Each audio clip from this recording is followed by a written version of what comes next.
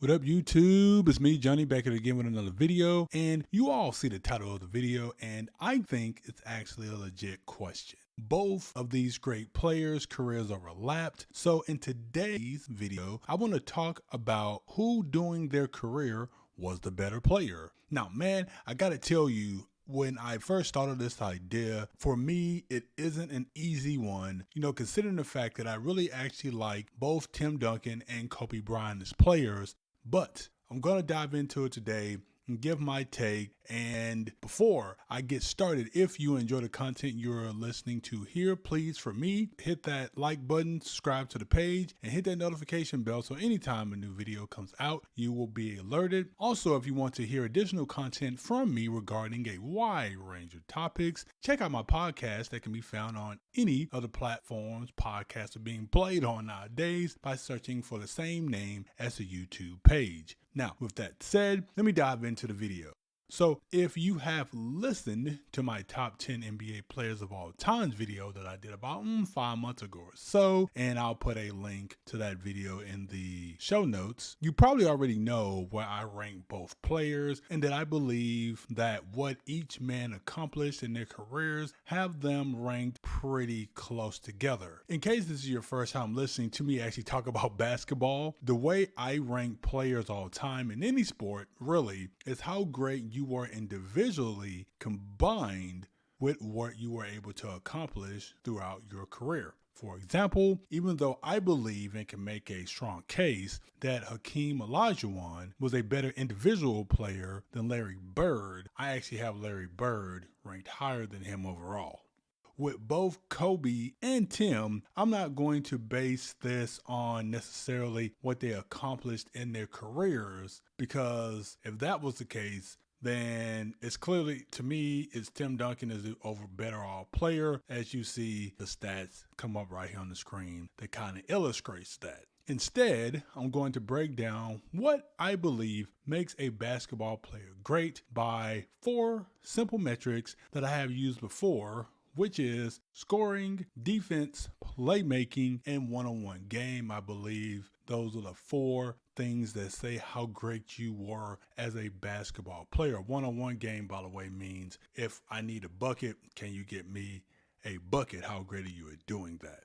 With that said, I will be using, of course, yes, some numbers to make my case for both. And because Tim Duncan and Kobe Bryant play styles were so different, some things I used to talk about one player, I might not actually use for the other player. So keep that in mind.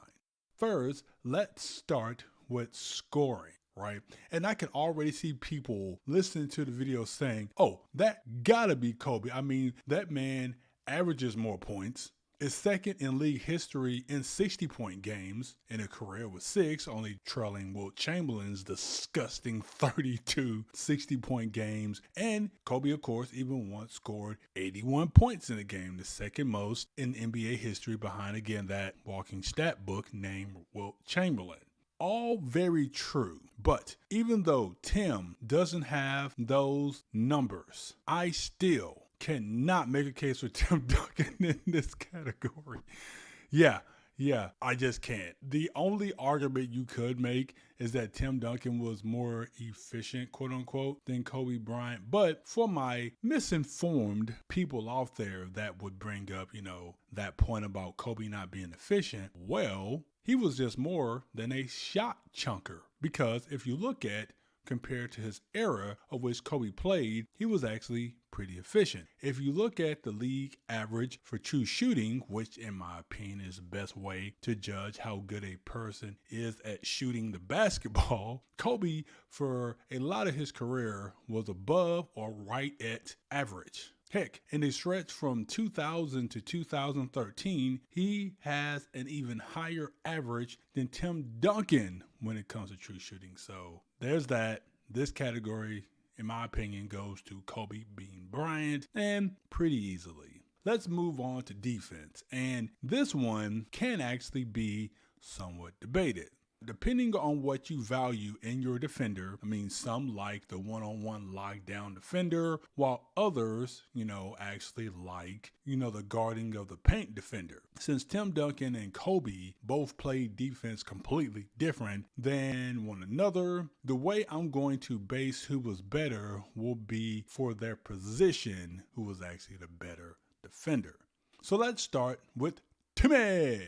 For his career, Tim Duncan has a 106.3 defensive win shares in his career, which is only second behind the icon, Mr. 11 rings himself, Bill Russell. For this era, he holds the record actually amongst all defenders, whether they be guards, power forwards, or centers. He also has a defensive rating of 95.5, the third highest all time for any player.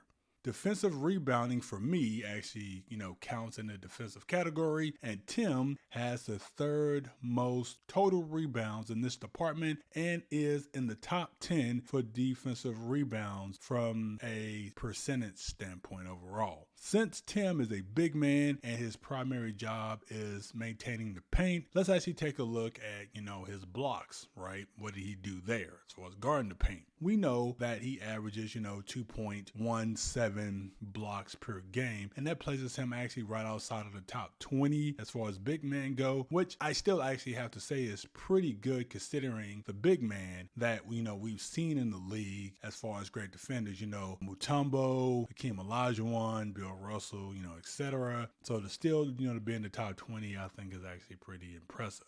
Now, let's take a look at Kobe's actually defensive resume. When you look at his defensive win shares for his career, it was 50.6. Now, that doesn't actually rank very high all time, 47th to be exact, but as far as guards go, he actually ranks 6th all time. Kobe's defensive rating is 105.5 for his career, which isn't terrible, but it actually isn't that great either. As far as rebounding goes, Kobe has the most career defensive rebounds for a shooting guard in history, and he sits third all time for any guard, which is very impressive. Kobe wasn't known to be a gambler on defense, but he still ranks 15th all time as far as steals go in his career. After looking, at all of this for both Tim and Kobe, as far as defense goes, I'm actually going to give this one to Tim Duncan. Though Kobe is a great, and one could argue, an all-time great defender as far as guards go, Tim Duncan, by the numbers, is just better at his defensive role than Kobe was at his. Oh, also, by the way, fun fact, as great as Tim was on defense, he actually never won a Defensive Player of the Year award, which is actually pretty wild. But going to give this one to Tim Duncan, which ties that score up at 1-1. Let's move on to the playmaking, and this one is going to be gauged a little different, actually, for both of these players. See, neither Kobe or Tim Duncan averaged a large amount of assists, so we really can't use, that as the barometer, right? So I think I'm going to use win shares and offensive rating for this particular factor here. For anyone that doesn't know what win shares are, it's actually a measure that is assigned to players based on their offense, defense, and playing time.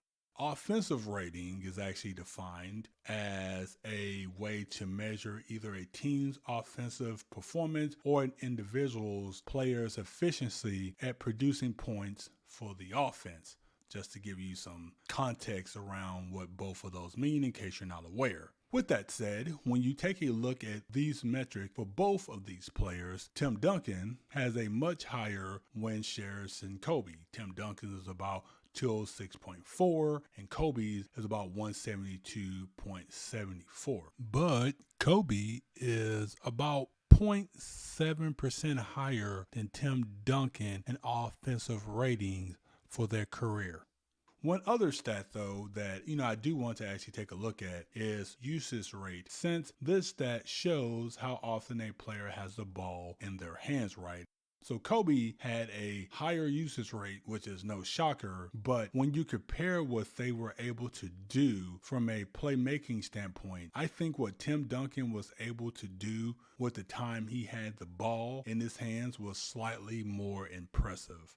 So I'll have to actually give this category to Tim Duncan, which will make this score 2-1. Now, the last measure I want to look at is one-on-one play. And yes, I know what Kobe did on the basketball court. One would scream that it has to make him obviously the better person in this category, right? But before we just flat out just check the box for Kobe on this, let's actually take a look at a few things to determine who is actually better. So first, let's take a look at clutch time numbers. Going to use that, right? Because if you're one-on-one, let's see what you were able to do with that one-on-one skill and clutch time numbers. These numbers, I will base them on, which are shots that occurred during the fourth quarter or overtime with less than 5 minutes remaining. Also, the game had to be within 5 points or less. From 2000 to 2012, looking at both Tim Duncan and Kobe Bryant's numbers, you can see that Kobe took way more shots than Tim and made over 1.5 times more shots than Tim Duncan overall. With that said, however, Tim had a higher field goal percentage on his shots and assisted with more clutch time shots being made, even with the ball in his hands less. Also, another fact that I want to bring up, that during this same period, Tim had the highest percentage of clutch time shots made, where Kobe had the lowest compared to players that actually shot the ball during this time with at least 650 or more times. You can take from these numbers, what you actually want them to say. Now, to get into each player's bag, right? Who can actually dial up and get you a shot with the tools they had available to them. And even though Tim had one of the best post games of any big man all time, the second player I actually saw give Shaq work out of the post other than Hakeem. And look, Kobe's bag is, much deeper.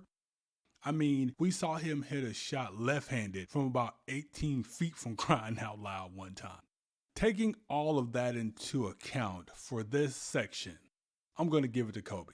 Even though Tim statistically is more clutch, I think the gap, in my opinion, between Kobe's bag and his ability to get a shot and what Tim Duncan had in his bag and his ability to get a shot is a bigger gap than the clutch time numbers gap. As I mentioned earlier, it was going to be close, right? So I just think the better player here is Kobe Bryant. My reasoning for this, I know y'all was like, wait a minute, the score was tied. How did you give it to Kobe? So let me give you my reasoning for this. It's because when you look at each category that Kobe won, the gap within those are pretty massive compared to the one that Tim Duncan won. Like, for example, in scoring, there was no discussion to be had, wherein in the defensive category, even though, yes, Tim is a better defender in my opinion, I don't think the gap there is as wide as the gap between him and Kobe in scoring. Same thing with the playmaking. It was relatively close, but Tim won that one. And then in the one-on-one, Kobe won that one. I still think the gap was still pretty close between him and Tim Duncan. But that were very lopsided was an offensive one. So for my opinion, Kobe Bryant is the overall better player. But did I get this one right? Or is my basketball analysis off base? You all let me know in the comments. But until the next video, I will talk to you all later. Peace.